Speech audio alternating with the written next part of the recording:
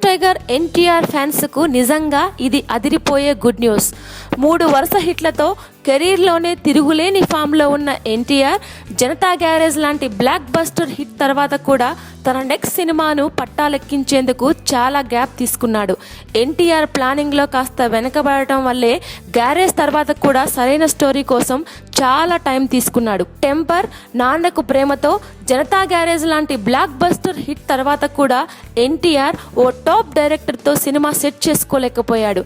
ఎట్టి పరిస్థితుల్లోనూ top డైరెక్టర్తోనే cinema చేయాలనుకున్న ఎన్టీఆర్ కళ నెరవేరలేదు. అందుకే ఎన్టీఆర్ సర్దార్ గబ్బర్ సింగ్ లాంటి ఫ్లాప్ సినిమా ఉన్న దర్శకుడు బాబీతోనే కమిట్ అవ్వాల్సి వచ్చింది. ఇక ఎన్టీఆర్ ఫ్యాన్స్ సైతం కొద్ది రోజులుగా ఎన్టీఆర్ మాటల మాంత్రికుడు త్రివిక్రమ్ కాంబినేషన్ కోసం ఎంతో ఆసక్తిగా వెయిట్ చేస్తున్నారు.